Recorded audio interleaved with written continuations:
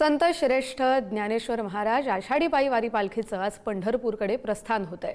शहरातील अतिवृष्टी आणि पूर परिस्थिती पाहता वारकऱ्यांनी आळंदी न येता त्याच ठिकाणी सुरक्षित थांबावं असं आवाहन करण्यात आलंय। इंद्रायणी नदीला आलेल्या पुराच्या पार्श्वभूमीवर संत श्रेष्ठ ज्ञानेश्वर महाराज पालखी प्रस्थान सोहळा 1660 वारकरी आणि मान्यवरांच्या मर्यादित उपस्थितीत पार पडणार आहे। मात्र कोणत्याही प्रथा परंपरा मोडल्या जाणार नाहीत।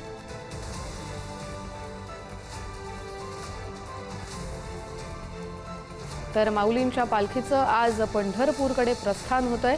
मात्र अतिवृष्टी आणि पूर परिस्थिती पाहता वारकऱ्यांनी आळंदीत येऊ नये असं आवाहन करण्यात आले। थेट पुण्यात भेटावं असं वारकऱ्यांना सरकारनं आवाहन केलंय। वारकऱ्यांना जिथे असाल तिथे सुरक्षित स्थळी थांबण्याच्या देखील प्रशासनानं सूचना केलेल्या आहेत। अगदी काही मर्यादित वारकऱ्यांच्या उपस्थितीतच या पालखीचं प्रस्थान होणार आहे।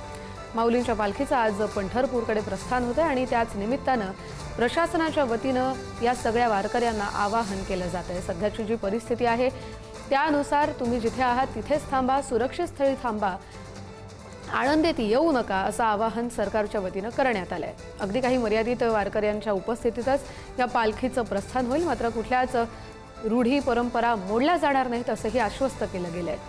माऊलींच्या पालखीचं आज आळंदीहून पंढरपूरकडे प्रस्थान होत आहे।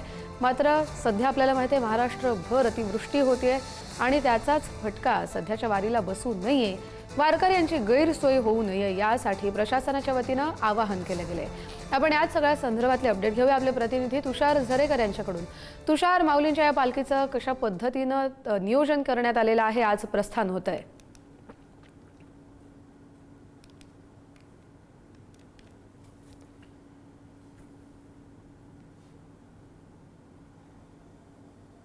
निमित्ताने अनेक वारकरी खरं तर या ठिकाणी उपस्थित झालेले आहेत। संत ज्ञानेश्वर महाराजांच्या या मंदिरात जर आपण पाहिलं तर ही संपूर्ण जी भाविकांची मांदियाळी आहे ती पाहायला मिळते। तर दुसरीकडे या संपूर्ण मंदिराला आकर्षक अशा फुलांनी सजवण्यात आलेलं आहे। विठोबाचा प्राणसखा हे वाक्य खरं तर या संपूर्ण फुलांनी, रंगीबिरंगी फुलांनी या ठिकाणी कोरल्याचं पाहायला मिळतंय। तर माऊली माऊली हे जे ब्रीदवाक्य आहे तेही या ठिकाणी दिसून येते।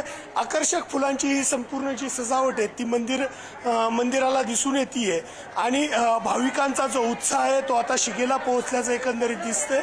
अनेक भाविक खरं तर आता आळंदीमध्ये दाखल व्हायला सुरुवात झालेली आहे। सर्वात महत्त्वाचं म्हणजे पालखी प्रस्थान झाल्यानंतर उद्या पालखी पुण्याकडे मार्गस्थ होणार आहे। ती पालखी कुठून मार्गस्थ होणार हा जो वारकऱ्यांना पडलेला जो प्रश्न आहे त्यावरती आता काही वेळामध्ये तोडगा निघण्याची शक्यता आहे आणि प्रथा परंपरेमध्ये कोणताही खंड होऊ नये अशी एकंदरीत जी मागणी वारकऱ्यांची होती त्या पद्धतीनेच हा संपूर्ण जो सोहळा आहे तो पूर्ण होताना एकंदरीत दिसून येईल। बरं तुषार, तुम्ही असे जोडलेले राहा। याच सगळ्या संदर्भातले अपडेट आपण निलेश जगताप आपले प्रतिनिधी देखील आपल्याबरोबर जोडले गेलेले आहेत, त्यांच्याकडूनही घेऊया। तुषार यांच्याकडून आपण मंदिरातल्या सध्याच्या स्थितीचा आढावा घेतला। निलेश, तुम्ही सध्या कुठे आहात? प्रशासनाच्या वतीनं आवाहन करण्यात आलेलं आहे, वारकरी मात्र उत्साही आहेत आणि माऊलींच्या पालखीचं आज मंदिरातून पंढरीकडे प्रस्थान होत आहे, काय अपडेट्स?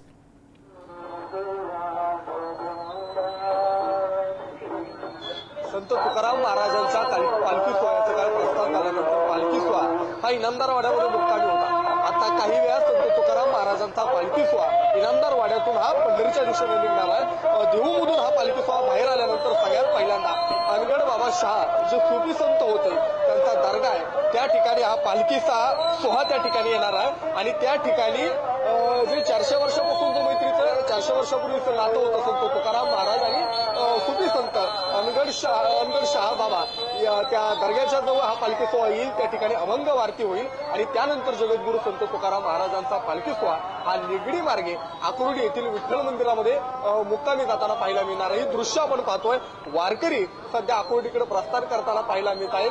अभूतपूर्ण गर्दी सध्या देहूमध्ये सुद्धा सध्या पाहायला मिळते। पावसाचं प्रमाण कमी झालंय आणि म्हणून वारकरी मोठ्या संख्येनं आता देहूमध्ये दाखल झालेत आणि पालखी सोहळ्यासोबत ते आता आकुर्डीच्या दिशेनं प्रस्थान करताना पाहायला मिळत आहेत। सकाळपासूनच वारकऱ्यांनी या ठिकाणी आकुर्डीकडे प्रस्थान करायला सुरुवात केलेली आहे आणि काही वेळात आता पालखी सोहळा इनामदार वाड्यातून देहू नगरीच्या बाहेर येईल आणि अनगड बाबा शाह दर्गा या ठिकाणी अभंग आरती होऊन पालखी सोहळा आकुर्डीच्या दिशेनं प्रस्थान करताना पाहायला मिळणार आहे। बरोबर आहे. त्यामुळे कालच देहूतून तुकोबांची पालखी निघाली आहे, आज आळंदीहून माऊलींची पालखी निघते आणि या सगळ्याच सोहळ्याचे अपडेट तुम्हा दोघांकडून घेत राहू. धन्यवाद निलेश आणि धन्यवाद तुषार दिलेल्या या सोहळ्याच्या अपडेट संदर्भात.